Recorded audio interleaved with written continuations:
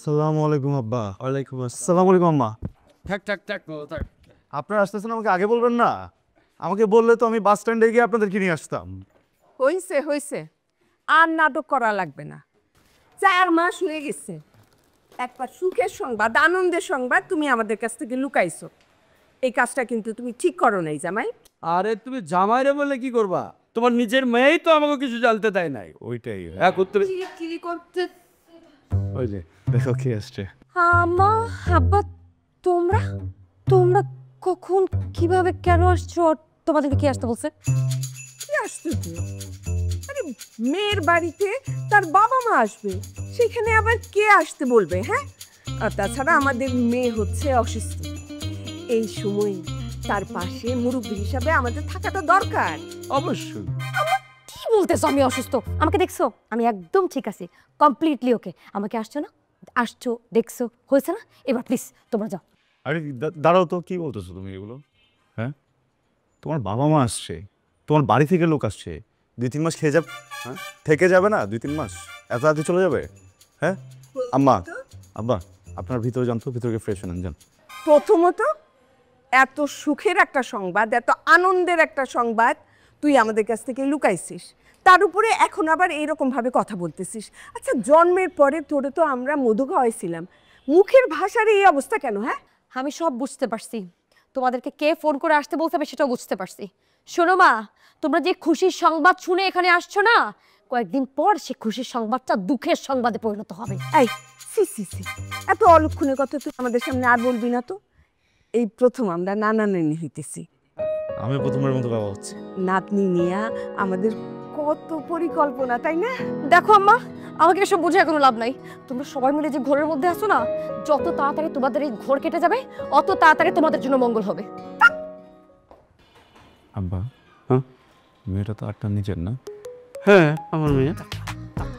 মনে করেছে না একেবারে? এটা তুমি ঠিক করছো, একেবারে হুবহু তোমার শাশুড়ির মতো। আর স্বভাব, স্বভাব কার মতো হয়েছে সেটা বলে নাই?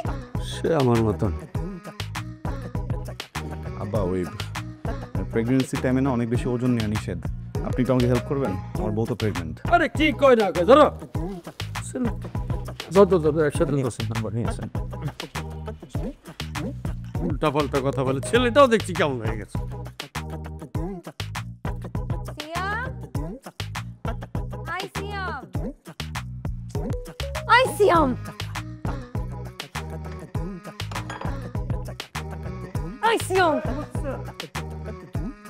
সিয়াম, কি তুই কি খাওয়াইছিস আমাকে? কি খাওয়াইছি আমি তোমাকে? খাবারের সাথে কি খাওয়াইছিস? খাবারের সাথে কি খাওয়াইছি? খাবারই খাওয়াইছি। ও হ্যাঁ, খাবারের সাথে কি মিশাই খাওয়াইছিস? 2 চামচ ঘি। সয় নাই? কি আর পেটের খুব ফুলছে কেন? পেট ফুলছে? পেট ফুল? হ্যাঁ পেট ফুলছে?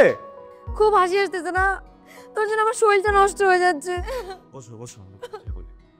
4 মাস শেষ হয়ে 5 মাসে বললো না তো, বাবু একটু বড় হয়েছে না, এখন তো পেট ফুলবেই। শোনো, কয়েকদিন পর 6 মাস হবে, তখন পেটটা আর একটু ফুলবে, এরপর 7 মাস হবে আর একটু ফুলবে, 8 মাস হবে, 9 মাস হবে, বাবু বড় হয়ে যাবে। নাও, পেট বড় হবে না। আমি নিজের চোখে নিজের শরীর ভাবে নষ্ট হতে দেখতে পারবো না। পৃথিবীর প্রত্যেকটা মেয়ের জন্য বাবু একটা ব্লেসিং, বুঝছো? দেখো, তোমার এই পেটের ভিতরে নারী ভুঁড়ি ছাড়া আর একটা জিলাপির পেট ছাড়া কিছু ছিল? কিছু কিন্তু ছিল না।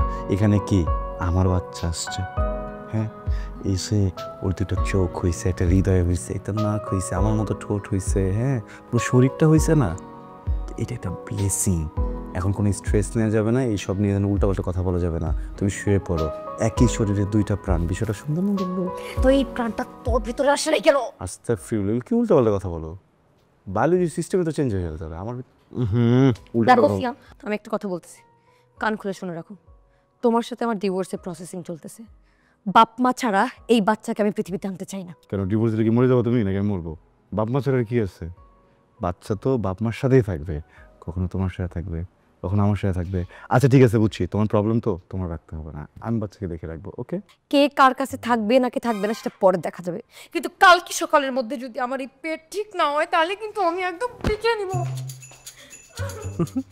পেট তো এটা ঠিক হবে না, এখান থেকে শুধু বাচ্চা বড়ই হবে। কি নিয়ে বড় হবি না বাবা? হিসু কত? খাও বাবা, খাও খাও, তোমার শাশুড়ি নিজের হাতে বানাইছে, খুব মজা হয়েছে না? খাই দেখো। আসলে কি বাবা, আমার মেয়েটা ছোটবেলার থেকে একটু পাগল কিসেমের, ওর বাবার মতোই অনেকটা। মানে কখন কি বলে কখন কি করে তার কোনো ঠিক ঠিকানা নাই। আম্মা, এই কথাটা 2টা বছর আগে বললে জীবনটা অন্যরকম হতে পারে। কি?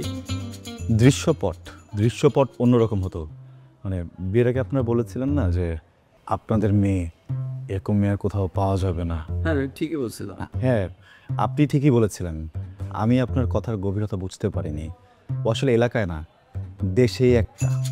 আসলে মেয়ের বিয়ের সময় বাবা মা একটু একটু এরকম করে বলে, কিন্তু তোমরা দুজন তো দুজনে 2 বছর ধরে ভালোবেসেই বিয়ে করছো, তখন দুজন দুজনকে চিনো নাই, বুঝো নাই। না, 2, 3, 4, 5 বছরের প্রেমে আসলে বোঝার কথা না। ওর কিন্তু বিশেষ বিশেষ গুণ আছে। ধরেন ও যে ভালো অভিনেত্রী, অভিনয় গেলে তো অস্কার পেয়ে যেতে। এইভাবে তুমি আমার মেয়েটারে আন্ডার এস্টিমেট করতে পারো না। বাবা ও হ্যাঁ মা, কি হয়েছে? কি হয়েছে মা? আমি আর বেশি দিন বাঁচবো না। হ্যাঁ? আপা, হ্যাঁ। আমি আর বেশি দিন। আরে কি হয়েছে বল না। পিটিওয়ানে ভং ধরছে। কি হয়েছে মা, বল বল মা, কি হয়েছে তোর? আম্মা মাথা ছুঁতে গেছিলাম, এতগুলো করে চুল আসছে আম্মা, এখন তো চুল পড়া শুরু হয়েছে। কদিন পর থেকে আমি বিছানা থেকে উঠতে পারবো না, দেখবে এরকম আস্তে আস্তে করে আমি মৃত্যুর কোলে ঢলে পড়বো। মৃত্যুর কোলে তুমি ঢলে পড়বা না, তুমি বিউটি পার্লারে গিয়ে ওখানকার বেডে ঢলে পড়বা। তোমার মাথা খুশকি হয়েছে, বুঝছো? স্পা করতে হবে। দেখছো আম্মা কত খারাপ মানুষ হলে এই ধরনের কথাবার্তা বলতে পারে, বলতেছি শরীর খারাপ লাগতেছে তাও। থাম, তোরা কি শুরু করছিস? একজন বলতেছে মৃত্যুর কোলে ঢলে পড়তেছে, আরেকজন বলতেছে কি হয়েছে, কি সমস্যা? মারে মা হওয়ার সময় এরকম একটু একটু চুল পড়ে। বাবেদের পরে না? শোন মা, এই পৃথিবীতে মা হওয়াটা সবচেয়ে কঠিন আর সবচেয়ে সুখের কাজ। তাহলে আমি টাক হয়ে যাবো এখন, আবার কোনো সুখের দরকার নাই। 17 বছর তোর জন্য আমার আজকে এই অবস্থা। এই আব্বা, তুমি ওর সাইড নিচ্ছ তো? হচ্ছে কত বড় খারাপ মানুষ তুমি এখনো বুঝতে পারতেছো না। যখন তোমার এই মেয়েটা মরে যাবে তখন ঠিকই বুঝতে পারবো।